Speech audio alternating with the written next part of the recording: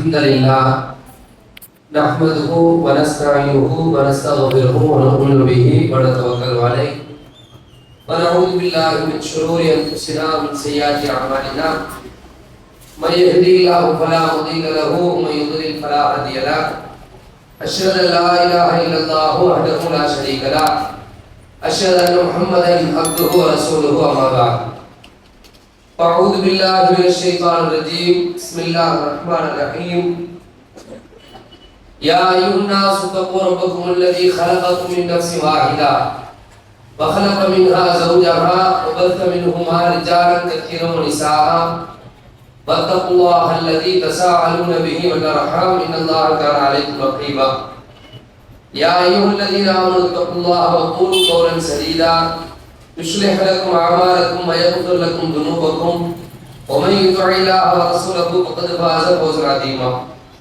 يا أيها الذين آمنوا اتقوا الله حق تقاته ولا تموتن إلا وأنتم مسلمون اللهم صل على محمد وعلى آل محمد كما صليت على إبراهيم وعلى آل إبراهيم إنك حميد مجيد اللهم بارك على محمد وعلى آل محمد كما باركت على إبراهيم وعلى آل إبراهيم إنك حميد مجيد. கண்ணியத்திற்குரிய எல்லாம் வல்ல அல்லாஹ்வின் நல்லடியார்களே, தாய்மார்களே, சகோதரிகளே, அல்லாஹ்வுடைய பேரருளால் வாரந்தோறும் இந்த தர்பியா நிகழ்வு சிறப்பாக நடைபெற்று வருகின்றது. கடந்த சில வாரங்களாக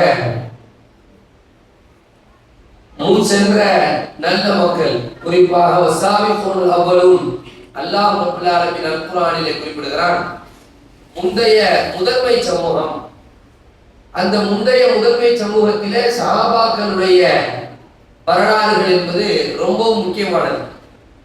அல்லாஹ் ரப்பல் ஆலமீன் அல் குர்ஆனிலே ரொம்பவும் பெருமைப்படுத்தி, ஒவ்வொரு மனுஷனும் தான் பெருமடிக்க கூடாது, தான் என்ன செய்யக்கூடாது, ரொம்ப நான் பெரிய இபாதத் செய்யறேன் அப்படின்னு நினைச்சுக்கிட்டோம், அல்லது பெரிய தியாகி என்று நினைச்சுக்கிட்டோம், அல்லது பிறர் பார்க்கிற மாதிரி ஒரு செயலை செய்யறதோ, பிறர் புகழணும்னு நினைக்கிறதோ, இதெல்லாம் கூடாது. ஆனால் அல்லாஹ் ரப்பல் ஆலமீன் என்ன செய்கிறான், புகழுகிறான் அந்த மக்களை. அந்த மக்கள் வாழக்கூடிய நேரத்துல அவங்களுடைய அந்த கடந்து போறாங்க, ஈமான் கொள்றாங்க. ஃபர்ஸ்ட் ஆரம்பத்துல அறியாமையில இருக்கிறாங்க. அல்லாஹ்வுடைய தூதர் ஸல்லல்லாஹு அலைஹி வஸல்லம் அவர்களுடைய வாயிலாக இஸ்லாம் வருகிறது. அவர்களுடைய அழைப்பாளர்கள் வாயிலாக மதீனாவில நிறைய பேர் முஸாப் இப்னு உமைர் ரலியல்லாஹு அன்ஹு மூலமா இஸ்லாத்தை ஏற்றாங்க இல்லையா? இப்படி அல்லாஹ் பல்வேறு வகையில இஸ்லாம் உங்க காதுக்கு வருது. அது கேட்கறாங்க, சிந்திக்கிறாங்க, அதுக்கப்புறமா மார்க்கத்தை ஏற்றுக்கொள்றாங்க. அவங்க எதை பத்தி கவலைப்படல, இந்த ஊர் மக்கள் என்ன சொல்லுவாங்க, நம்ம மூதாதையர்கள் என்ன சொல்லுவாங்க, நம்ம சொந்தக்காரங்க என்ன சொல்லுவாங்க, இதை ஏற்றுக்கொண்டால் கணவன் என்ன நினைப்பாரு, இதை ஏற்றுக்கொண்டால் மனைவி என்ன நினைப்பாங்க, இந்த மார்க்கத்தை ஒரு புதுசா இருக்க, இது நம்ம காலகாலமா சிலைகளை தானே வணங்கிட்டு இருக்கிறோம், இதுதானே பல்லாண்டுகளா வணங்கிட்டு இருக்கிறோம், நமக்கு தெரிஞ்சு நம்ம வாப்பா நம்ம பெத்தாப்பா எல்லாரும் இதுதானே வணங்கிட்டு இருக்கிறாங்க, அதையெல்லாம் விட்டா இவங்க எல்லாரும் எதிரியா மாறிடுவாங்களே. இன்னும் சொல்ல போறத சில நேரம் போர் நடந்த பிறகும் கூட, தாக்குதல் நடந்த பிறகும் கூட இஸ்லாத்துக்கு வந்தா அடி விடும் என்பதை கண்ணால பாக்குறாங்க. ஆனா இஸ்லாத்துக்கு வரணும்னு அவங்க உள்ளம் தோணுது, வர்றாங்க. அடி விடும்னு தெரியுது, ஆனா வர்றாங்க, தடுக்கல. அந்த அடி வந்து என்ன செய்யல, அடி வாங்குறாங்க. சுமையா அடிகளாங்க, இறந்து போனது பார்த்தவங்க தானே மற்றவங்க.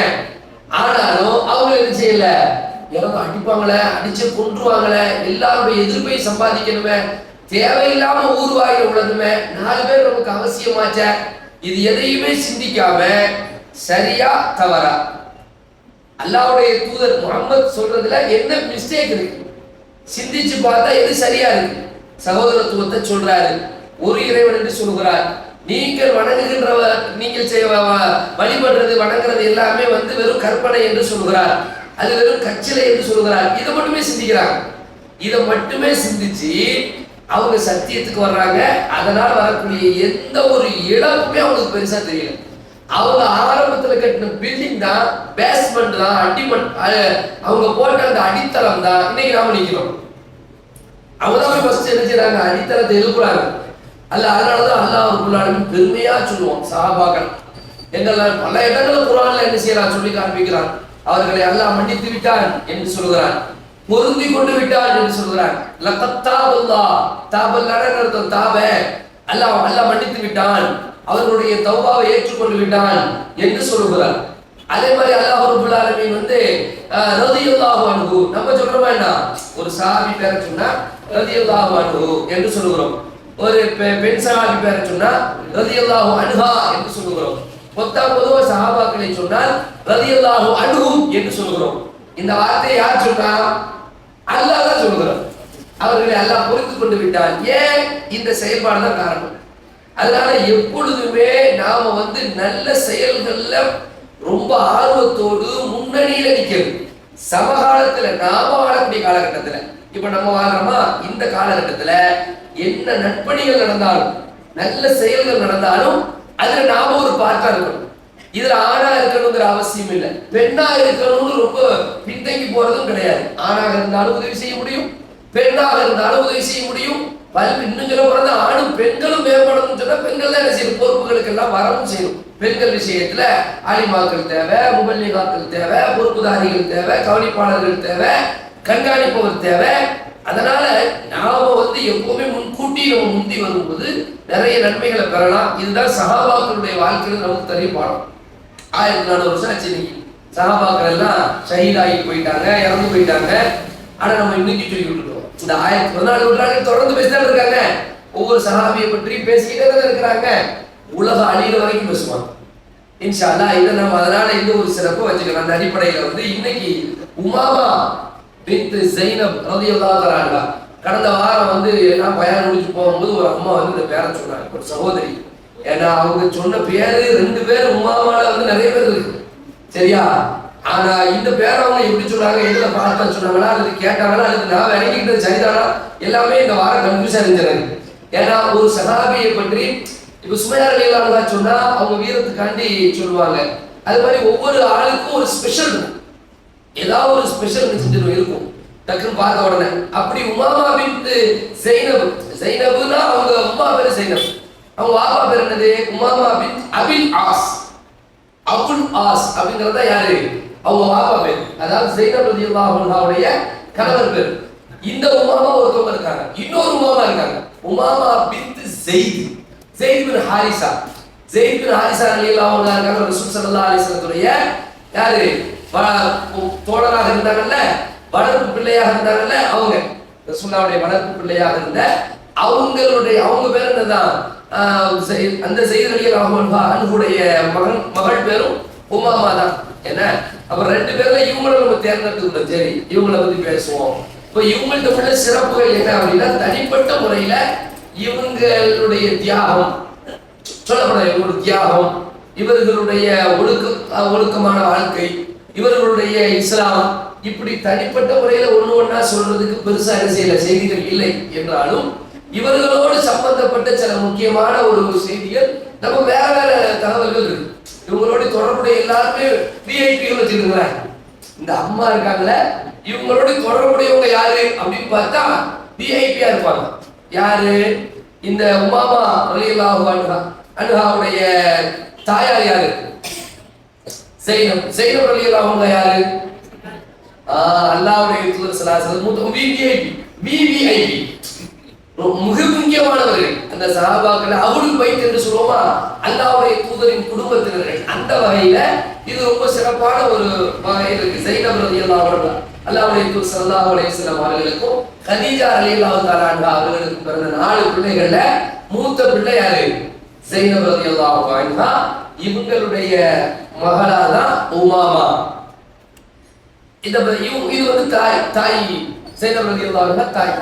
தந்தை யாரு அப்படின்னு சொன்னா, தந்தை வந்து அபுல் ஆஸ் ரலியல்லாஹு தஆலா. அபுல் ஆஸ் ரலியல்லாஹு தஆலா இவங்க தான் யாரு? அப்ப தாய் பேரு ஸைனப் ரலியல்லாஹு அன்ஹா, தந்தை பேரு அபுல் ஆஸ், பிள்ளை பேர் என்னது? உமாமா. சரியா? இந்த உமாமா ரலியல்லாஹு அன்ஹா தொடர்பாக வரக்கூடிய செய்திகளை ஃபர்ஸ்ட் நம்ம என்ன செய்வோம் பார்ப்போம். ஃபர்ஸ்ட் என்ன செய்தி அப்படின்னா, இவங்க வந்து அல்லாஹ்வுடைய தூதர் ஸல்லல்லாஹு அலைஹி வஸல்லம் மேல, அல்லாஹ்வுடைய தூதர் ஸல்லல்லாஹு அலைஹி வஸல்லம் இவங்க மேல ரொம்ப அன்பு வச்சிருக்காங்க. அல்லாஹ்வுடைய தூதர் ஸல்லல்லாஹு அலைஹி வஸல்லம் இவங்க யாரு? மகள் வழி பேத்தி. அந்த பேத்தி மேல ரசூல் ஸல்லல்லாஹு அலைஹி வஸல்லத்துக்கு ரொம்ப அன்பு இருக்கு. எந்த அளவுக்கு அன்பு இருக்கு அப்படின்னு சொன்னா, ஒரு தடவை ஒரு மாலை வந்து பரிசாக வருகிறது. சரியா?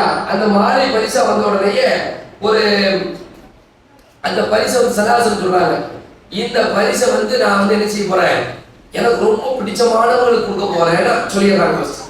அல்லாஹ்வுடைய தூதர் ஸல்லல்லாஹு அலைஹி வஸல்லம் நிறைய நேரம் இது மாதிரி ட்விஸ்ட் வைப்பாங்க.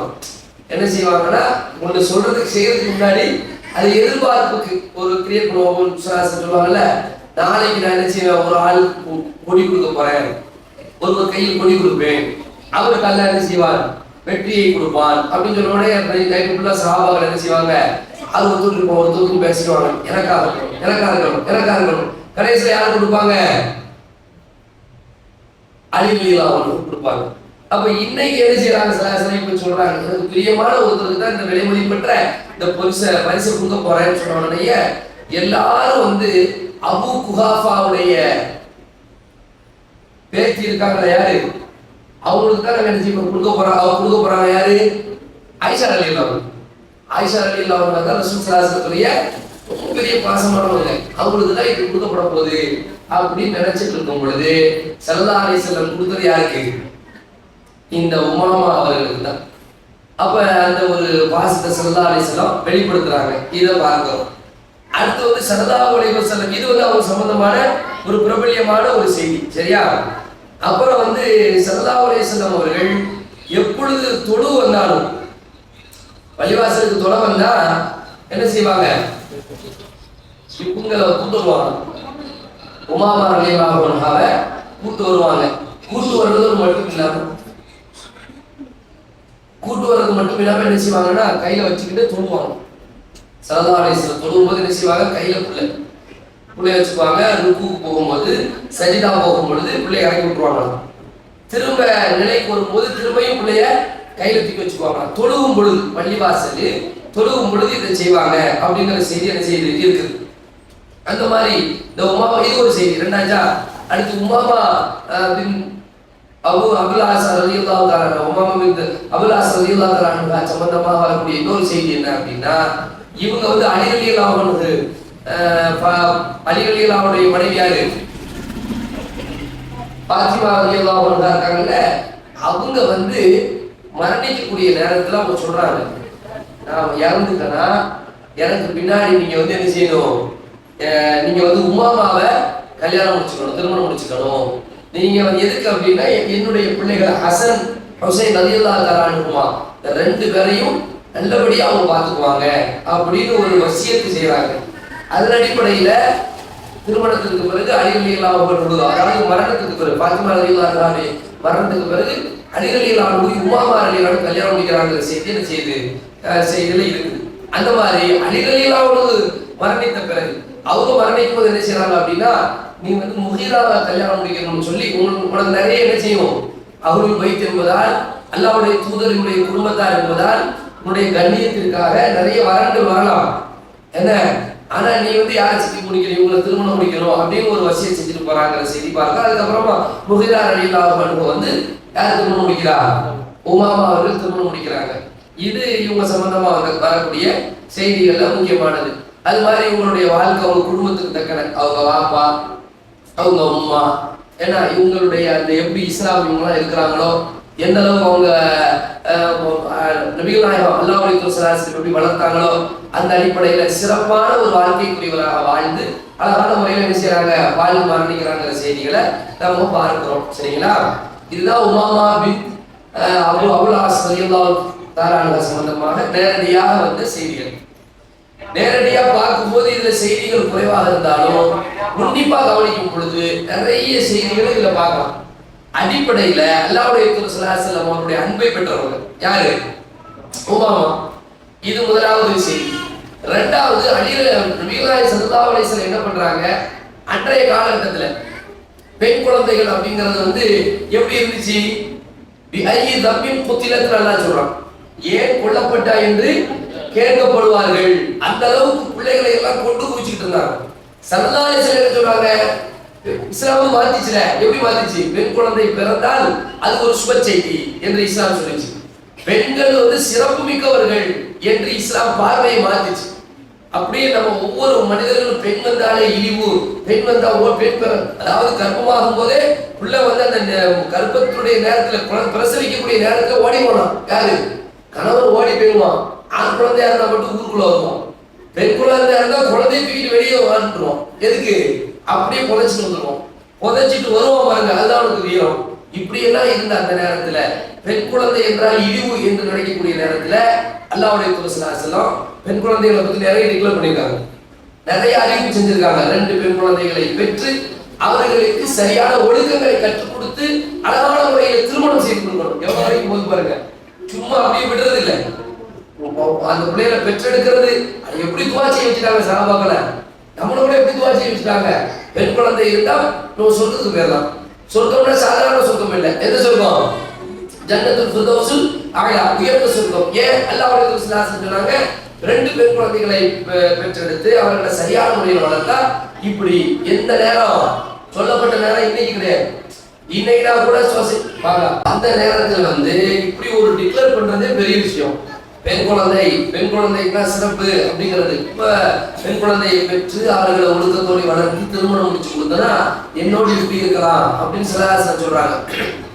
சொன்ன மாதிரி சொல்றது, அறிவிக்கிறது இதெல்லாம் ஈஸி. ஒரு விஷயத்த வந்து அரசு வந்து என்ன செய்வோம், நாங்க வந்து ஆட்சிக்கு வந்தா என்ன செய்வோம், உங்க வீட்டு பைப்லயே நாங்க மனதை வர வச்சிருவோம். ஏன்னா நீங்க பைப் லைன் கொடுத்துருவோம், நீங்க வீட்டுல இருந்து இறந்துக்கலாம், எடுத்துக்கலாம், அரிசி வந்துருவோம் சொல்ற மாதிரி. இப்ப சொல்ற நிறைய அறிவிப்பு வருது, 3000 ரூபாயா மாசம் இப்படி நிறைய அறிவிப்பு வருது இல்ல. நிறைய அறிவிப்புகளை கொடுக்கலாம். சிங்கப்பூரா மாத்திடுவோம் அப்படிம்பாங்க, சரியா லண்டனா மாத்திடுவோம், சுவிட்சர்லாந்தா மாத்திடுவோம்னு சொல்லுவாங்க. ஆனா அதெல்லாம் நடைமுறைப்படுத்துறது பெரிய விஷயம்.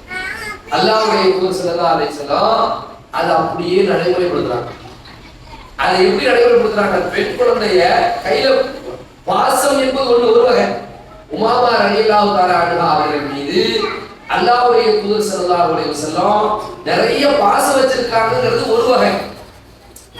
ரெண்டாவது அதை நடைமுறைப்படுத்த அந்த மக்களுக்கு மத்தியில உடைக்கிறாங்க. பெண் குழந்தைனா நீ என்ன சொல்ற, சாதாரணமா நினைச்சுக்கிறியா? பெண் குழந்தைய இறை இல்லத்துக்கு நான் தூக்கிட்டு வருவேன் அப்படி காட்டுறாங்க. பெண் குழந்தைய நான் என்ன செய்வேன், இறை இல்லத்துக்கு நான் கூட்டு வருவேன், அல்லாஹ்வுடைய பள்ளிவாசலுக்கு நான் கூட்டு வருவேன். கூட்டு வர்றதோடு மட்டும் இல்ல, பள்ளிவாசல்ல நான் தொழுவும் போது நீ என் கூட வச்சுக்கிறாங்க. அது நடைமுறை. தொழுவும் போது தொழுதுங்கிறது நம்ம எப்படி நினைக்கிறோம்? தொழுகையில இன்னைக்கு நம்ம என்ன நினைக்கிறோம், தொழுகையில பிள்ளைகளாம் பக்கத்தே வந்துடக்கூடாது நினைக்கிறோம். பள்ளிவாசல்ல கூட என்ன பண்ணுவாங்க அப்படின்னு சொன்னா, ரொம்ப பிள்ளைகளை வந்து நிறைய பேர் தெரியாத விஷயம் தெரியாதவங்க பெரியவங்க விரட்டிலாம் விடுவாங்க. எதுக்கு சத்தம் போடுற, எதுக்கு வர வெளியே போ அப்படின்னு செய்வாங்க, விரட்டுவாங்க. பின்னாடி போ, அங்க போ, இங்க போன்னு.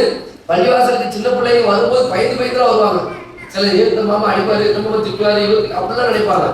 ஆனா அல்லாஹ்வுடைய தூதர் ஸல்லல்லாஹு அலைஹி வஸல்லம் தொழுகை என்பது எவ்வளவு சிறந்த இபாதத்து, பெரிய இபாதத்து. தொழுகை அல்லாஹ்வுடைய தூதர் ஸல்லல்லாஹு அலைஹி வஸல்லம் அல்லாஹ்வோடு பேசக்கூடிய ஒரு இபாதத்து, எல்லாம் ரைட். ஆனாலும் அந்த ஒரு கான்வர்சேஷனுக்கும் அந்த ஒரு உரையாடலுக்கும் அல்லாஹ்வுக்கும் நமக்கும் மத்தியில் நடக்கக்கூடிய உரையாடலுக்கும் இந்த பிள்ளைக்கு எந்த தடை இருக்காது. இந்த பிள்ளைகளை வச்சுக்கலாம், பொம்பளை பிள்ளைய வச்சுக்கலாம், அப்படிதானே?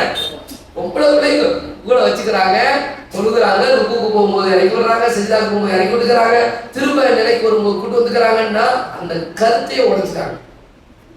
பாசம் என்பது கொண்டு வந்துட்டாங்க. பிள்ளைகளை வந்து பள்ளிவாசலுக்கு கூட்டு வரலாமா இல்லையா? இன்னைக்கு ஒவ்வொரு பள்ளியிலையும் ஒரு சண்டையா நடக்கும். நீங்க பள்ளிவாசல்களோடு தொடர்புல இருந்த ஆண்கள் பகுதிக்கு பார்த்து தெரியும், ஒரே சண்டை நடக்கும். எதுக்கு பள்ளிவாசலுக்கு கூட்டு வர்றாங்க? பிள்ளை எதுக்கு கூட்டு வர்றீங்க? அப்படி இப்படின்னு செய்வாங்க. பள்ளிவாசல்களோடு பேசுறது நீங்க பாக்கலாம், கேட்டு பாருங்க. வீட்டுல உள்ளவங்க கேட்டு பாருங்க, பிள்ளைலாம் பள்ளிவாசல் வருமா, சின்ன பிள்ளைலாம் வருமானு கேளுங்க. அப்ப சொல்லுவாங்க என்னென்ன நடக்கும்னு. அல்லாஹ்வுடைய ஒரு சித்தாந்த அப்பவே உடைச்சாங்க. பள்ளிவாசல்ல கூட்டு வர்றது கொள்றது, அது பெண் பிள்ளைகளை கூட்டு வர்றதுங்கிறதுலாம் ரொம்ப ஒரு பெரிய விஷயமாக என்ன செய்யறாங்க ஸல்லல்லாஹு அலைஹி வஸல்லம் நடைமுறையில செஞ்சு காமிக்கிறத பார்க்கிறோம்.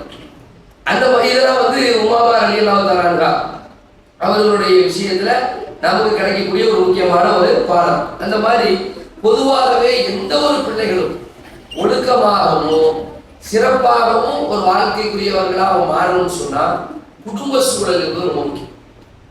பாப்பா அம்மா அந்த தாக்கம் சில நேரம் நபிமார்களுடைய பிள்ளைகள் கூட வழிகிட்டு போகலாம். அது அல்லாஹ்வுடைய நாட்டம். யார் உதாரணம்? நூஹ் அலைஹிஸ்ஸலாம் உதாரணம், லூத் அலைஹிஸ்ஸலாத்துடைய மனைவி உதாரணம். நூஹ் அலைஹிஸ்ஸலாத்துடைய மனைவி உதாரணம், பிள்ளைகள் உதாரணம். அது யாருடைய நாட்டம்? ஹிதாயத் அல்லாஹ் கையில இருக்கு. ஹிதாயத் அல்லாஹ்வுடைய கையில இருக்கு. ஆனா பொதுவாக இந்த குடும்ப சூழல் வந்து நிறைய தாக்கத்தை ஏற்படுத்தும். அதாவது பிள்ளைகள் வந்து கெட்ட வார்த்தைகள் பேச மாட்டார்கள், கேட்ட வார்த்தைகளை தான் பேசுவார்கள் அப்படிமா சொல்லி கொடுத்தா. நீங்க உங்க வீட்டுல பேசுறதா பிள்ளை பேசுவான். நீங்க எப்படி மரியாதையா பேசுறீங்களோ அந்த மரியாதையா அவன் பேசுவான். மரியாதை பரவாயில்லை அப்படி சொல்றாங்களா இல்லையா? அப்ப சூழல்கள் என்பது பிள்ளைகளுக்கு ரொம்ப தாக்கத்தை ஏற்படுத்தும். அந்த அடிப்படையில உமாமா ரலியல்லாஹு அன்ஹா அவர்களுக்கு ஏற்பட்டதுக்கு ஒரு அற்புதமான ஒரு சூழல். இவங்க வந்து ஹிஜ்ரத்துக்கு முன்னாடியே செஞ்சாங்க, பிறந்துட்டாங்க. இவங்க வாழ்க்கையில இன்னொரு இவங்க பேரண்ட்ஸ் உடைய வாழ்க்கையில ரொம்ப சுவாரஸ்யமான ஒரு விஷயம் இருக்கு. என்ன அப்படின்னா, ஸைனப் கதீஜா ரலியல்லாஹு அன்ஹா ஆரம்பத்திலே இஸ்லாத்துக்கு வந்தாங்க. அப்படிதானே? அல்லாஹ்வுடைய தூதர் ஸல்லல்லாஹு அலைஹி வஸல்லம் இஸ்லாத்தை பிரச்சாரம் செய்யும் பொழுது ஆரம்பத்திலே இஸ்லாத்துக்கு வந்தாங்க. அந்த நேரத்திலேயே அந்த அடுத்தடுத்த பிள்ளைங்க இருக்காங்க பாருங்க. ஸைனப் ரலியல்லாஹு அன்ஹா இஸ்லாத்துக்கு வந்துட்டாங்க. உம்மு குல்சூம் ரலியல்லாஹு அன்ஹா இஸ்லாத்துக்கு வந்துட்டாங்க. ருக்கையா ரலியல்லாஹு அன்ஹா இஸ்லாத்தை ஏற்றுக்கொண்டாங்க. அடுத்து யார்? ஃபாத்திமா ரலியல்லாஹு அன்ஹா இஸ்லாத்தை ஏற்றுக்கொண்டாங்க. இதெல்லாம் எந்த பிரச்சனையுமே கிடையாது. சரியா? இன்னொரு முக்கியமான ஒரு பின்னல் இருக்கு. நம்மளாம் இதெல்லாம் எதிர்கொண்டிருக்கவே மாட்டோம். அப்படிப்பட்ட ஒரு பின்னல். இவங்க எல்லாருக்கும் கணவர்கள் இருப்பாங்கல்ல, அவங்க நிலை என்ன? ஒரு பெண்ணை ஒரு குடும்பத்துல ஒரு ஆண் முடிவெடுப்பதற்கும் ஒரு பெண் முடிவெடுப்பதற்கும் வித்தியாசம் இருக்கு. ஒரு ஆண் வந்து இந்த மாதிரி இந்த கல்யாணத்துக்கு போகணும் முடிவெடுக்கிறதுக்கு, ஒரு பெண் வந்து முடிவெடுக்கிறது, திருமண வீட்டுக்கே சொல்றேன், வித்தியாசம் இருக்குல்ல. அப்போ இஸ்லாத்துக்கு வர்றது எவ்வளவு விஷயம்.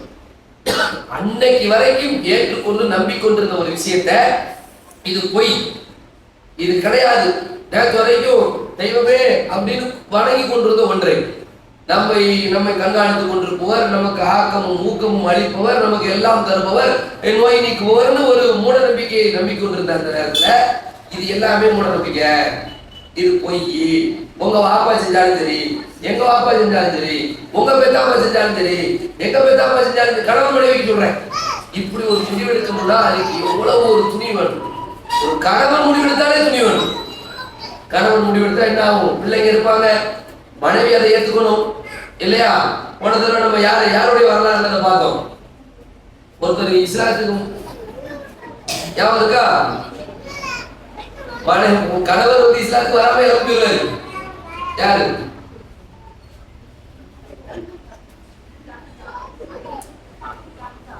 என்னாச்சு? ஒரு பரீட்சை வைக்க போறேன், ஒரு பரீட்சை. எல்லாத்துக்கும் வரலாறு தொடர்ந்து பேசிட்டே இருக்கு. என்ன கிட்டத்தட்ட 6வது வாரமா இது வரலாறு பேசுறது. நோபல் வருது. சரி, ஞாபகம் தான் இல்லையா?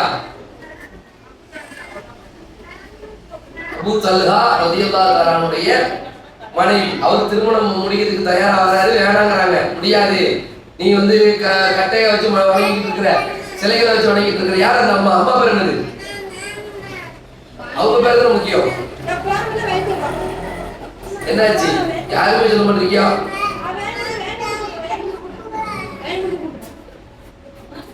மறந்துட்டா? உம்மு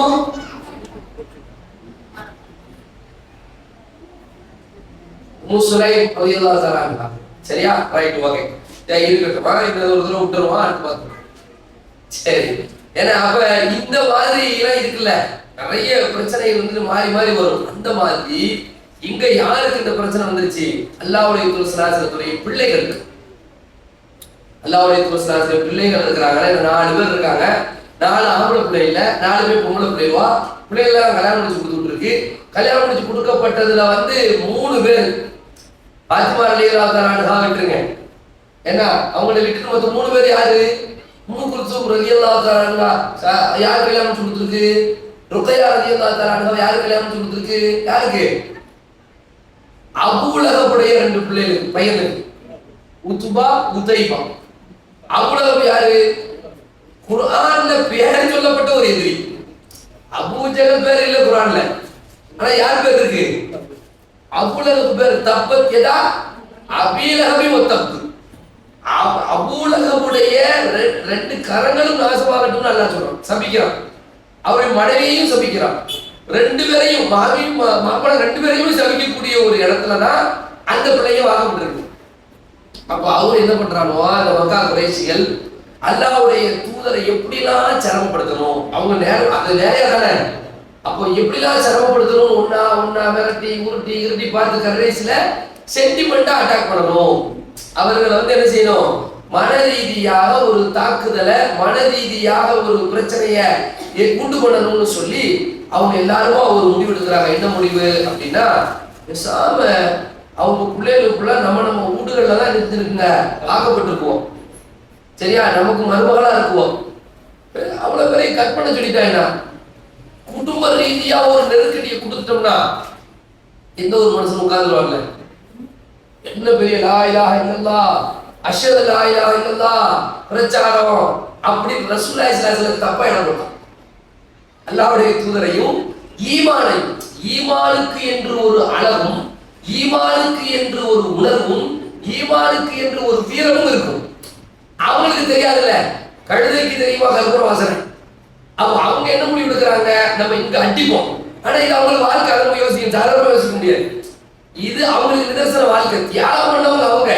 நம்ம யோசிச்சு பார்க்கணும், நம்ம எப்படிப்பட்ட தியாகத்துக்கு நம்ம எப்படி இருக்கிறோம் அப்படிங்கறத யோசிக்கணும். அவ என்ன பண்றாங்க, ருக்கையா ரலியல்லாஹு தஆலா உம்முல் சொல்றது ரெண்டு பேரும் அவங்க துபா உதைபா ரெண்டு பேர்ட்டையும் பேசுறாங்க.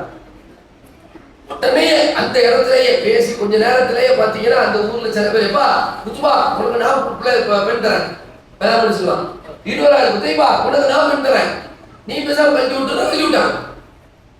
இப்ப ரெண்டு பேருமே வந்து அவங்க ரெண்டு பேருமே இல்ல, என்னோட வாழ மாட்டேன், நீ இஸ்லாத்துக்கு வரல, நீ இஸ்லாத்துக்கு போயிட்டீல, உன்னோடைய வாழ்க்கை கிடையாது, மூதாதையுடைய வாழ்க்கையை நீ புறக்கணிச்சு உங்க ரெண்டு பேரையும் நான் புறக்கணிச்சு போய் பிடிச்சாங்க.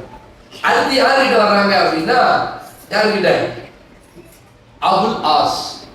சரி, இப்ப அபுல் ஆஸ் இஸ்லாத்துக்கு வந்தாரா வரலையா யாருக்கா தெரியுமா? இந்த பேரையா சொல்லிருப்பீங்க, அவங்க சொல்லுங்க.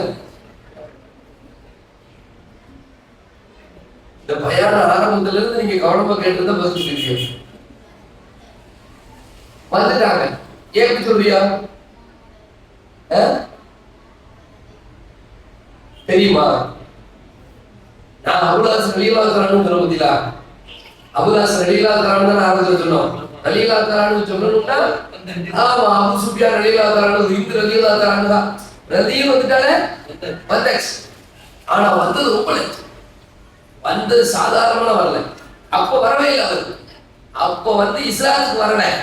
ஆனால் இஸ்லாத்துக்கு வரல, பத்ர் யுத்தத்துல கலந்துருக்காங்க. அடுத்தடுத்து தொடர்ந்து நிறைய யுத்தங்கள் இருந்திருக்காங்க. யுத்தங்களை எதிரியா கலந்துருக்காங்க.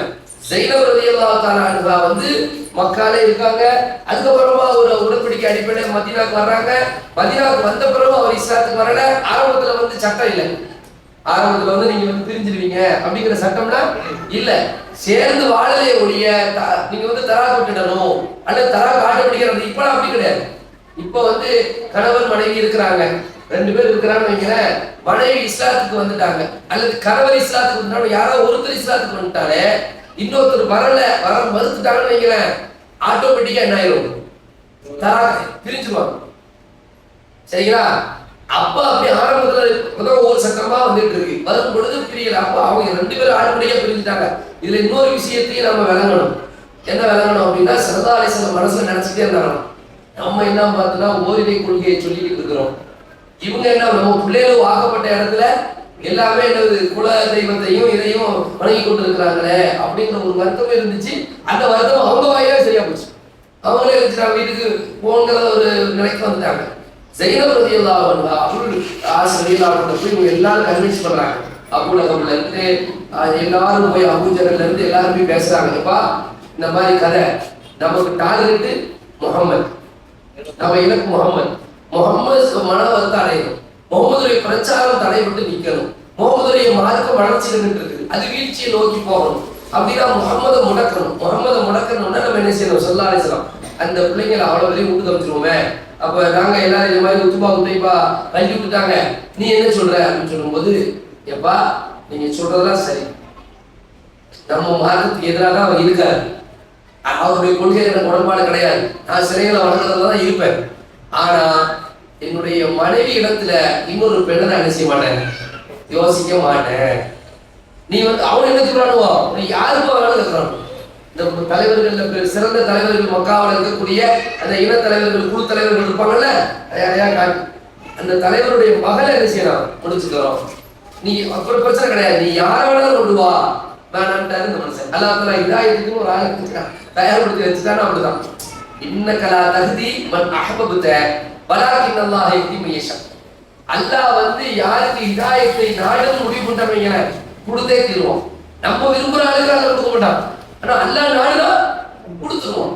அப்ப இவங்க வந்து வெயிட் பண்ணிட்டு இருக்காங்க. இந்த அடிப்படையில தான் பத்ர் யுத்தம் நடக்குது. கருத்து முடியாதுல ஸைனப் ரலியல்லாஹு அன்ஹா மக்கள் தான் இருக்கிறாங்க, அதுக்கெல்லாம் விடல.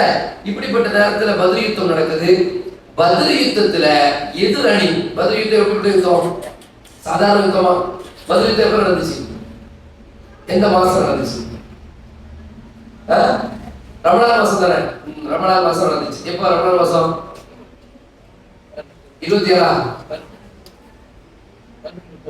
ரமலான் 17 சரியா? பத்ர் யுத்தத்துல முஸ்லிம்கள் சைடு எத்தனை பேர் இருந்தாங்க? 314 பேர். எதிரிகள் 1000க்கு மேற்பட்டவங்க. இந்த 1000க்கு மேற்பட்டவங்கள்ல ஒரு ஆள் அபுல் ஆஸ் எதிரணிதான். எதிரணி மட்டும் இல்ல, அல்லாஹ்வுடைய கிருபையால அந்த யுத்தத்தை பத்தி நிறைய பேசியிருக்கோம், பேச செய்வோம் இன்ஷா அல்லாஹ். அந்த யுத்தம் முடிஞ்ச உடனே முஸ்லிம்கள் செய்ய வெற்றி. அப்போ பிணை கைதிகள் பிடிக்கப்பட்டிருக்காங்க. பிணை கைதிகள்னா யாரு? அதுல சிக்குவாங்கல்ல, அவங்கெல்லாம் கைதிகள் தான். அந்த அடிமைகள் அவங்கள வந்து அந்த கால முறை என்ன செய்வாங்கன்னா அடிமைகளா வச்சுக்குவாங்க. போர்ல யுத்தம் நடந்து அந்த யுத்தத்துல வந்து எதிரிகள் பிடிக்கப்பட்டு விட்டார்கள், கையில மாட்டிட்டாங்கன்னா அவங்கள வந்து பங்கு வச்சிருவாங்க. பங்கு வச்சு அந்த யுத்தத்துல வந்தவங்களுக்கு அவங்களுடைய வீரம், அவங்களுடைய பொறுப்பு, அதுக்கு தகுந்த மாதிரி 1 2 பிரிச்சுக்குவாங்க. அப்படி வந்து அதான் முறை. அந்த முறையே வந்து இஸ்லாம் தான் மாத்திச்சு. அல்லாஹ்வுடைய தூதர் மசோரா பண்ணி என்ன முடிவு எடுக்கணும்னு சொல்லும்போது கிட்டத்தட்ட ஒரு 4000 தீனார்கள் வரை கொண்டு வந்து சொல்லிருக்காங்க. வேண்டாம், நீ உயிரோடி போகணும்னா 4000 தீனாரை கொடு, இல்லாட்டி நீ எங்கள்கிட்ட தான் அடிமையா இருக்கணும். இல்லைன்னா இன்னொரு ஆப்ஷன் கொடுத்தாங்க. என்ன ஆப்ஷன் சொல்லுங்க போகும்? கண்டிப்பா கிடையாது. இன்னொரு ஆப்ஷன் இருக்கு. ஒண்ணு துட்டு அல்லது துட்டே தர வேண்டாம், நீ இதை செஞ்சா போதும். இஸ்லாத்துக்கு வரதா கிடையாது. அது ஒருபோதும் அப்படி சொல்ல மாட்டாங்க. அப்படி சொல்லல எங்கேயுமே. உயிர் வாழணும்னா நீ இஸ்லாத்துக்கு வாழணும் ஒருபோதும் எந்த இடத்துலயுமே சொல்லல. எந்த இடத்துலயுமே சொல்லல. கேட்பாங்க, இஸ்லாத்துக்கு வரையும் கேட்பாங்க. அது அந்த இதை வச்சு கேட்க மாட்டாங்க. எதை வச்சு? துட்டை வச்சுக்கிட்டோ வாழை வச்சுக்கிட்டோ இஸ்லாத்துக்கு வரையும் கேட்கவே மாட்டாங்க. பொதுவா இஸ்லாத்துல விருப்பம் இருக்கான்னு கேட்பாங்க. வரலன்னு சொல்லிட்டு போனாலாம் இருக்கு. நான் வரல அப்படின்னு சொல்லிட்டு போனாலும் இருக்கு. ரசூலுல்லாஹி ஸல்லல்லாஹு அலைஹி வஸல்லம் கொள்ள வந்து ரசூலுல்லாஹி ஸல்லல்லாஹு அலைஹி வஸல்லம் துண்டாக்க கழுத்தைய நான் தூக்க போறேன்னு வந்து அல்லாஹ்வுடைய தூதரை மாட்டிக்கிட்டு அல்லாஹ்வுடைய தூதர் ஸல்லல்லாஹு அலைஹி வஸல்லம் வந்து மாட்டிட்டாங்க. ரசூலுல்லாஹி ஸல்லல்லாஹு அலைஹி வஸல்லம் பிடிச்சிட்டாங்க. ஆளை பிடிச்சி ரசூலுல்லாஹ் கொல்ல போற நேரம், அப்படிங்கிற ஒரு நேரம். அப்போ மன்னிச்சு விடுறாங்க. மன்னிச்சு விடும்போது கேட்டாங்க, இஸ்லாத்துக்கு வரியா? நான் இஸ்லாத்துக்கு வரமாட்டேன், ஆனா இஸ்லாத்துக்கு எதிராக நீங்க எந்த போரையும் நான் கலந்து கொள்ள மாட்டேன் அப்படின்னு சொன்னாங்க. போயிட்டு வாட்டாங்க. அப்படிலாம் ரசூலுல்லாஹ் விட்டுருவாங்க, இஸ்லாத்தை சொல்லல. இன்னொன்று முக்கியமான விஷயம், இப்படி நீங்க எல்லா கேள்விக்கும் நீங்க என்ன செய்யா பதில் சொல்லாம நழுவி போயிட்டு இருக்கீங்க. பேசாம ஒரு பரிச்சை வச்சிருமா, குறிப்பெடுக்க சொல்லி பரிச்சை வச்சு விட்டுரும். என்ன அப்படின்னா, உங்களுக்கு எழுத தெரிந்தால், எழுத படிக்க தெரிந்தால் எங்க பிள்ளைகளுக்கு எழுத படிக்க கற்றுக் கொடுங்க. படிக்க தெரியாத பிள்ளைகள் அனுப்புறோம், அவங்களுக்கு அதை கற்றுக் கொடுத்து என்ன செஞ்சிருங்க, கற்றுக் கொடுத்தாச்சுன்னு சொல்லுங்க. நீங்க போயிட்டு நீங்க அந்த அளவுக்கு மார்க்கத்தை படிப்பு வச்சாங்க சொல்லலாம். இந்த படிக்கிறது இன்னைக்கு வந்து சம்பிரதாயம் மாதிரி படிக்கிறோம். ஒரு ஸ்கூல்ல போய் படிக்கணும், வேற என்ன படிக்கணும், வேலைக்கு போய் படிக்கணும்ல. படிப்பு அப்படி பார்க்கலாம். படிப்பையே இஸ்லாம் ஆன்மீகமாக தான் பார்த்துச்சு. இக்ரா பிஸ்மி ரப்பிக்கல் லதீ கலக். இந்த வகையில நம் பிணை கைதிகள் இருக்காங்க, மாட்டிருக்காங்கள அடிமைகள். இவர்கள ஒருத்தர் யாரு? அபுல் ஆஸ். யாருடைய தந்தை? அந்த வரலாறு மறந்துவிட. ஏன்னா அப்ப சொல்லிக்க வச்சுக்கணும், சரியா? அப்ப அந்த அம்மா, அந்த அபுல் ஆஸ் ரலியல்லாஹு தஆலா அன்ஹு அவர்களை மீட்பு தொகை கொடுக்கிறதுக்காண்டி ஒரு பொருள் வருது. ஒரு பொருள் ஸல்லல்லாஹு அலைஹி வஸல்லம் அவர்களை நோக்கி நிறைய பேர் நினைச்சாங்க, அவங்க அம்மா, அவங்க மாமா, அண்ணன், தம்பி எல்லாரும் மீட்டுறதுக்காண்டி காசை நகையெல்லாம் கொண்டு வராங்க. அப்படி ஒரு பொருள் வருது. அந்த பொருளை பார்த்த உடனே ஸல்லல்லாஹு அலைஹி வஸல்லம் அவர்களுடைய கண்களில் இருந்து கண்ணீர் வருகிறது. யாரை மீட்கிறதுக்கு? அபுல் ஆஸ் அவர்களை மீட்கிறதுக்கு. யார் கொடுத்துறா அப்படின்னா, யாரு? ஸைனப் ரலியல்லாஹு அன்ஹா. யாரு? ரசூலுல்லாஹி ஸல்லல்லாஹு அலைஹி வஸல்லம் மகளார், கதீஜா ரலியல்லாஹு அன்ஹாவுடைய மகளார். கொடுத்து விடக்கூடிய அந்த பொருள் என்னது? ஒரு கழுத்து மாலை. சரியா? அந்த மாலை யாருக்குரியது அப்படின்னா கதீஜா ரலியல்லாஹு தஆலா அன்ஹா அவர்களுக்கு உரியது. சரியா? இத பார்த்துட்டு ரசூல் அல்லாஹ் இருப்பாங்களா? அதை பாக்குறாங்க. மக அமைச்சு விடுறா, மருமக மாட்டிக்கிட்டு இருக்காரு. அது பத்ர் யுத்தம் போன்ற மிக முக்கியமான திருப்பு முனைக்குரிய ஒரு யுத்தம். இப்ப என்ன செய்யறது? இதை பாக்குறாங்க. கதீஜா ரலியல்லாஹு அன்ஹாவோட ஞாபகம் வருது, ஸைனப் ரலியல்லாஹு அன்ஹாவோட ஞாபகம் வருது. உடனே ஸல்லல்லாஹு அலைஹி வஸல்லம் அந்த செயற்குழு கூட்டத்தை கூட்டுறாங்க. அந்த மக்களை எல்லாம், பெரிய மக்களை எல்லாம் கூப்பிட்டு, எப்பா இத பாருங்கப்பா அப்படின்னு காமிக்கிறாங்க. இது கதீஜா ரலியல்லாஹு அன்ஹா உள்ளது. நான் பிள்ளைக்கு கல்யாணம் முடிக்கும் போது அன்பளிப்பா கொடுக்குறாங்க. உடனே நம்மளுக்கு அன்பளிப்புல வரதன் கொடுக்குறாங்க. அன்பளிப்புங்கிறது வேற. அன்பளிப்பு கடைசி அன்பளிப்பு தான். அன்பளிப்புங்கிறது 100 பவுன் போடுங்க, அது அன்பளிப்பு கிடையாது. 50 பவுன் போகும். உங்க பிள்ளைக்கு நீங்க போடுங்க, நீங்க போடாமையா இருப்பியோ, உங்க பிள்ளைக்கு நீங்க போடாமையா இருப்பியோ, இதுல அன்பளிப்பு கிடையாது. எல்லாம் கேட்டு வாங்குறது. இதுக்கு பேர் அன்பளிப்பு யாராவது சொல்லுங்க பார்ப்போம். அதெல்லாம் கிடையாது. சரியா? இவன் சும்மா போட்டு இந்த இடையில என்ன செய்யறது? ஆமா, கேப்ல கடா வெட்டுறது. அன்பளிப்புங்கிறது சர்வ சுதந்திரமாக அந்த பெண் பயன்படுத்தணும். அந்த பெண் அதை விற்கணும்னா யாருன்னு கேட்கக்கூடாது. மாவிட்ட கேட்கக்கூடாது, மைனிட்ட கேட்கக்கூடாது, கணவர்கிட்ட கேட்கக்கூடாது, பிள்ளைகிட்ட கேட்கக்கூடாது. ஏன் நகை இது, ஏன் கம்மல் இது, ஏன் அது விற்கிறதுக்கு சொல்லலாங்க. நானு சரி வியாபாரம் பண்ண வச்சுக்கிட்டுங்களேன், ஏன் விற்கணும்னு சொல்லுவானே. ஏன்னா வியாபாரம் பண்ணி அதை நீங்க பெரிய பெரிய சொத்தா மாற்ற போறீங்க, பெரிய பிசினஸ் பண்ண போறீங்க, பிசினஸ் மேகனா மாற போறீங்க. யாருன்னு கேட்க வேண்டிய அவசியம். அதுதான் அன்பளிப்பு. அதுதான் உங்க சொல்லணும். புரியுதா? அதுக்கு மார்க்கத்தை அனுமதிக்கணும். அது நீங்க 100 பவுன் இல்ல 1000 பவுன் போட்டு வச்சு 1000 பவுன் போட்டு ஃபுல்லா கழுத்து அதையே ட்ரெஸ் செஞ்சு போட்டு கூட நீங்க என்ன செய்யலாம். அது பிரச்சனை கிடையாதுங்க. விளங்குதா? இந்த அன்பளிப்பு என்பது வேற, கேட்டு வாங்குறது என்பது வேற. கதீஜா ரலியல்லாஹு அன்ஹா கொடுத்த அந்த நகை வந்தா அதை பாக்குறாங்க. அந்த பார்த்துட்டு ரசூலா என் மாதிரி வந்திருக்கு, அனுப்பிச்சு விட்டுருமா.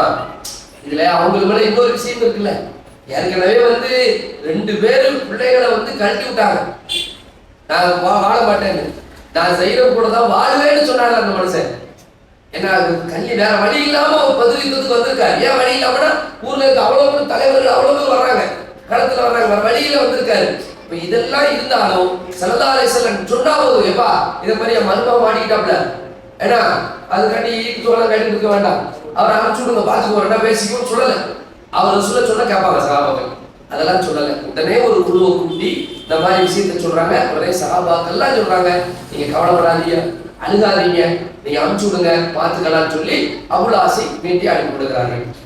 இதுக்கப்புறம் ரொம்ப நாளுக்கு அப்புறம் தான் அவங்க இஸ்லாத்துக்கு வர்றாங்க. அபுல் ஆஸ் போகும் பொழுது ரசூலுல்லாஹி அவர்கிட்ட கூப்பிட்டு பேசுறாங்க ரகசியமா. என்ன பேசுறாங்கிறது பிற்காலத்துல என்ன செய்யுது, என்ன பின்னாடி நடந்த நடவடிக்கை.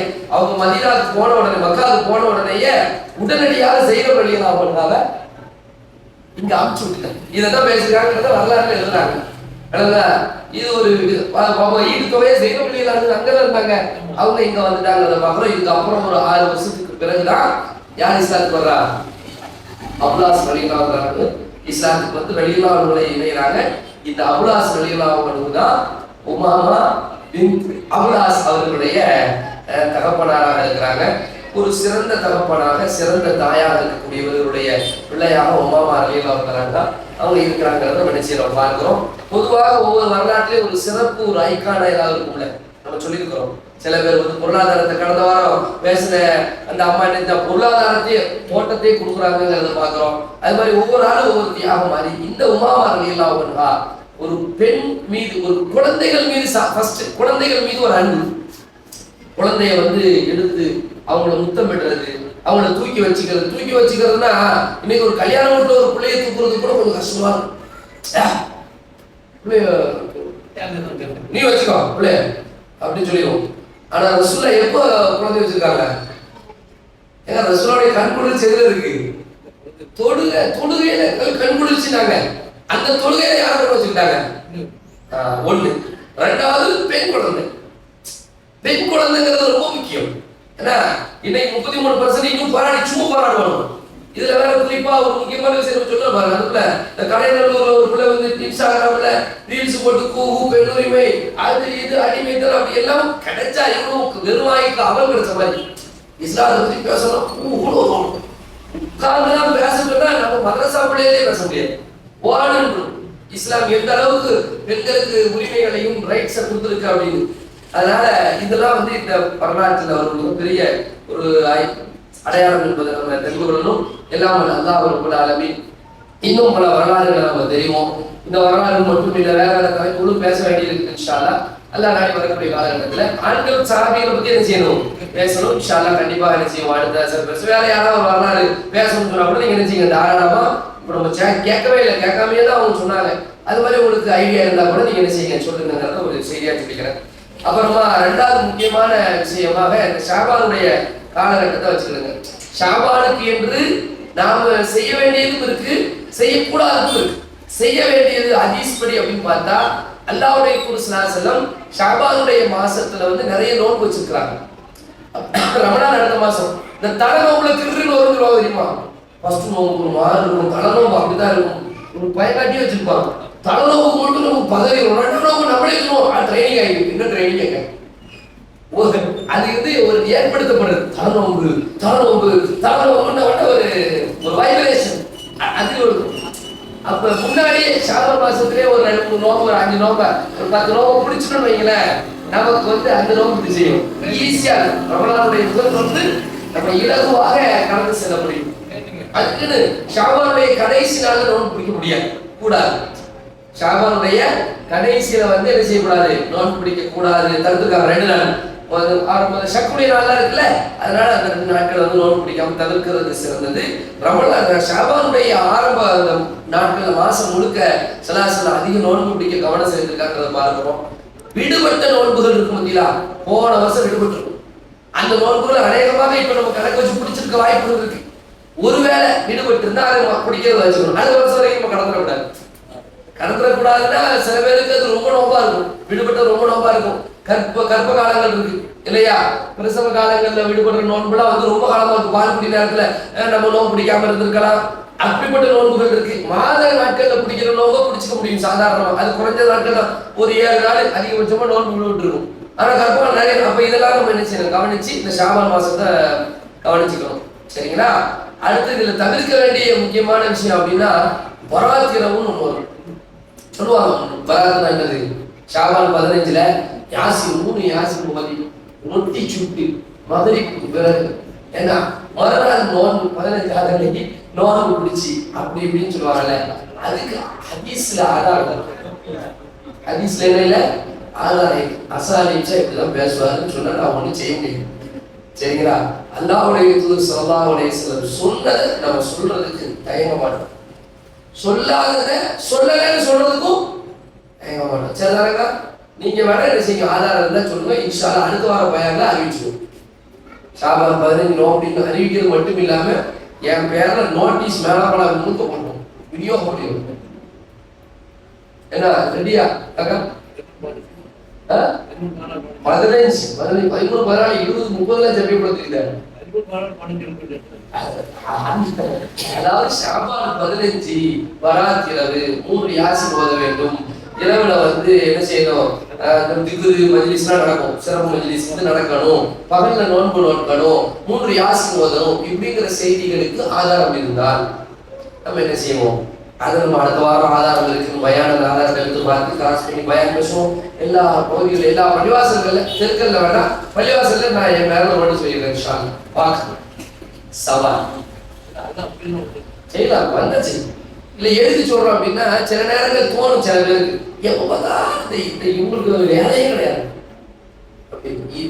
சொல்றது சொல்லுவா இல்லையா, ரசூலுல்லாஹி ஸல்லல்லாஹு அலைஹி வஸல்லம் என்ன ஹதீஸை சொன்னாங்களோ அதை நம்ம என்ன செஞ்சிட்டோம், தெளிவாகவே சொல்லிட்டோம். இதை நீங்க என்ன செஞ்சுக்கிடுங்க, கருத்துல வச்சுக்கிடுங்க. சரியா? அல்லாஹ் போதுமானவன். நன்மைகள் சுன்னத்தும் நம்ம செய்யணும், விதத்தை நாம தவிர்க்கணும். ஒரு கேள்வி வந்து இருக்குது, அகீகா கரியை குழந்தை பிறந்த 7வது நாட்களில் கொடுக்க வசதி இல்லை என்றால், ஆடு கறியையும் கேட்டுக்க வேண்டாம், ஆடு அறுக்க வசதி இருந்தாங்க. நேரம் கறிக்கு தான் போக முடியாது. கறி, குடலு, ஈரல், நுரையீரல்.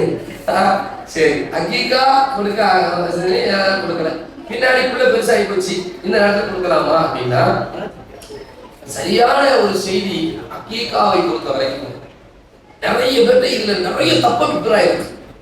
அக்கீகா கொடுக்கறது இருக்குல்ல, ஒரு குழந்தை பிறந்த உடனே பேர குழந்தைகள் இருக்கலாம், நிறைய பேர் இது கேட்கறாங்க. அதே மாதிரி வந்து இந்த பிறக்கும் போது பாத்தீங்கன்னா 7வது நாள் 8வது நாள் சனிக்கிழமை ஞாயிற்றுக்கிழமையா இருக்கும், அல்லது 7வது நாள் 8வது நாள் வெள்ளிக்கிழமையா இருக்கும். ஒரு வெள்ளிக்கிழமை கொடுத்தா நல்லா இருக்குமே. அன்னைக்குதான் வெளிநாட்டுல வந்திருக்காரு, அவருக்கு வந்து கிளம்பிடுவாரு, சீக்கிரம் கிளம்பிடுவாரு. இப்பயே கொடுத்துடலாமா, 5வது நாள் கொடுத்துடலாமா, இப்படிலாம் நிறைய என்ன செய்வாங்க கேள்விகள் வருது. சில பேர் எப்படி கேட்கறாங்கன்னா, இந்த பிள்ளை காய்ச்சலா இருக்கும், உடம்பு சரியில்லாம ஆயிடும், டெங்கு வந்துருச்சு என் பிள்ளைக்கு இந்த காய்ச்சல் வந்துருச்சு, இப்படி வந்துருச்சு. இப்போ வந்து என்னன்னு பார்த்தா அக்கீகா கொடுக்கல, இவனுக்கு அக்கீகா கொடுக்கல, அதனாலதான் வந்துருக்கணும், இப்படிலாம் கேட்கறாங்க.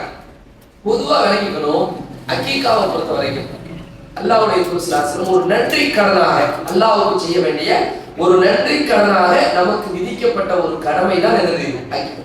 ஃபர்ல் கிடையாது, ஃபர்ல் கிடையாது, கட்டாயம் கொடுக்கணுங்கிற அவசியம் கிடையாது. அது ஒரு சுன்னத், அது ஒரு சுன்னத். நீங்க சொல்ற மாதிரி அந்த மாதிரி காய்ச்சல் வந்துருச்சு அப்படிலாம் நிறைய பேர் சொல்றாங்க. அப்படிலாம் சொல்ற மாதிரி இருந்தால் அது என்ன வந்திருக்கும், ஃபர்ல்னு சொல்லிக்கலாம். அப்படி ஃபர்ல் இல்ல. அப்படியே இருந்தாலும் ஒரு ஃபர்ல ஒருத்தர் செய்யறதா ரசூலுல்லாஹ் அல்லாஹ் இப்படி தண்டிப்பானா? ஒருத்தர் தொழுவல, அவர் காய்ச்சல் வந்துட்டே இருக்கு, தொழாம தான் அப்படி சொல்ல முடியுமா? தொழுவல பாவம், அந்த பாவம் அவருக்குரியது, மன்னிப்பு கேட்டு அவர் திருந்தி தொழாத வரைக்கும் அவ்வளவுதான வழியே. காய்ச்சல் வர்றதுக்கும் தலைவலி வர்றதுக்கும் உடம்பு சரியில்லாம போறதுக்கும் ஏதாவது விபத்துக்கள் நடக்கிறதுக்கும் அக்கீகா காரணம் கிடையாது. இதை நீங்க முதல்ல விளைக்கணும். அக்கீகா கொடுக்க அப்ப எனக்கு முடியல, எனக்கு தெரியல, உடனே அல்லாஹ் என்ன செய்யணும், யா அல்லாஹ் என்னை மன்னிச்சிரு, இதான் எனக்கு தீர்வு. மற்றபடி நிறைய தான தர்மங்கள்ல கவனம் செலுத்தணும், சகாத்துல கவனம் செலுத்தணும், அதெல்லாம் கவனம் செலுத்தணும். அதனால உடம்பு சரியில்லை சம்பந்தம் இல்லைங்கிறத விளைக்கிறது. ஏன்னா இந்த கேள்வியில அது உள்ளடங்கி இருக்கு. சில பெரிய பிள்ளையான பொருள் கொடுக்கல அப்படின்னு வருது, சரிங்களா? அதனால அதை கவனம் தெரிஞ்சுக்கணும். அக்கீகா என்பது அல்லாஹ்வுடைய தூதர் 7வது நாள் கொடுத்துருக்காங்க. அது எந்த கிழமை வந்தாலும் சரி, திங்கள் வந்தாலும் சரி, செவ்வாய் வந்தாலும் சரி, புதன் வந்தாலும், வியாழன், வெள்ளி, சனி, ஞாயிறு, எந்த கிழமை வந்தாலும் எப்ப கொடுத்துடணும், 7வது நாள். இப்ப சனிக்கிழமை குழந்தை பிறந்திருக்கு, எப்ப கொடுப்பீங்க, வெள்ளிக்கிழமை கொடுத்தோம், சரிதானே? உங்களுக்கு கரெக்டா திங்கக்கிழமை குழந்தை பிறந்து வச்சீங்க, ஞாயிற்றுக்கிழமை கொடுக்கலாம். அப்படி சொல்லிடுங்க, ஞாயிற்றுக்கிழமை தான் எல்லாம் ஃப்ரீயா இருக்கும், ஜாலியா இருக்கணும். உங்களுக்கு திங்கக்கிழமை அல்லா திங்கக்கிழமை அப்படின்னு எழுதிருங்க. அது அல்லாஹ்வுடைய நாட்டம் சொல்றவங்களுக்கு. இதுதான் கணக்கனுடைய 7வது நாள் தான். இதுதான் இதுக்கு வந்து அக்கீகாக்கு என்ன இருக்கணும், நமக்கு அக்கீகா கொடுக்கிற வசதி இருந்தா போதும். அக்கீகா கொடுக்கிற வசதி இருந்தா, கடன் வாங்கி கொடுக்கணுங்கிற அவசியமே கிடையாது. கடனை வாங்கி நான் அக்கீகா கொடுப்பேங்கிறது கிடையாது. அதான் அந்த பயத்துக்காரன் பிள்ளைக்கு அக்கீகா கொடுத்தாதான் அந்த பிள்ளைக்குள்ள முசீபத்துலாம் போகும், அப்படி கிடையவே கிடையாது, சரிங்களா? இதை விளையாடுங்க, சரியா? அதனால கொடுக்கணும். இப்ப ஒரு கால் சில அறிஞர்கள்ட்ட இப்படி ஒரு கருத்து இருக்கு, 7வது நாள் கொடுக்க முடியாத ஒரு சூழ்நிலை ஆயிடுச்சு. 8வது நாள், 9வது நாள், 10வது நாள், அந்த குறிப்பிட்ட காலங்களில் கொடுக்கலாமான்னு கேட்டா கொடுத்துக்கலாம், 15 நாள் கொடுக்கலாம் அப்படின்னு சில அறிஞர்கள் சொல்றாங்க. ஆனா மிகச்சரி என்னதுதான், ஆனா குழந்தை பெருசானவர்களும் கொடுக்கலாமா, 10வது படிக்கும் போது கொடுக்கலாமா, 12வது படிக்கும் போது கொடுக்கலாமா அப்படின்னு கேட்டா அதுக்கு ஹதீஸ்கள் என்ன இல்ல. ஒரு பிள்ளை பெருசாயிட்டு அக்கீகா கொடுக்காம இருந்துச்சு அப்படிங்கிற செய்தி, சரிங்களா? சரி, இப்படி ஒரு சக்கு இருக்கும். எப்படி ஒரு சக்கு, பிள்ளைக்கு அக்கீகா கொடுக்காம இருக்கட்டும் பிரச்சனையா, அப்படி ஒரு சக்கு இருந்துச்சுன்னா அந்த சக்குக்கு அவசியமே கிடையாதுங்கிறத விளையாட்டுங்க. பொதுவாக தான தர்மங்களை கொடுங்களேன். இப்ப ஆடு கொடுங்க, அக்கீகா கொடுக்க வேண்டாம், சும்மா ஆடு இருங்க, ஏழை எளிய மக்களுக்கு எல்லாம் பங்கு கொடுங்க, நீங்களும் நல்லபடியா சாப்பிடுங்க. யாரா இன்னைக்கு நான் ஆடு எடுத்தேன், உன்னுடைய திருப்திக்காண்டி எடுத்தேன், உன்னுடைய திருமணத்துக்காண்டி எடுத்தேன், ஏழைகளுக்கெல்லாம் கொடுத்தேன், என் நோய் நொடி இல்லாம ஒரு வாழ்க்கையை தானே என்ன செய்யலாம், கேட்கலாம். ஏன்னா அக்கீகாலாம் கொடுக்கணுமா என்ன, ஏழைகளுக்கு கொடுக்கணும், எவ்வளவு கொடுக்கலாமே. இதையும் நீங்க கவனத்தில் வச்சுக்கோங்க. எல்லாம் அல்லாஹ் சுப்ஹானஹு வ தஆலா அல்லாஹ்வுடைய ஷரியத் பிரகாரம் சரியாக நடக்கக்கூடிய வாக்கியத்தை நம்ம அனைவருக்கும் நல்வாழ்ப்பானாக. தாஸ் தாவான அல்ஹம்துலில்லாஹி ரப்பில் ஆலமீன்.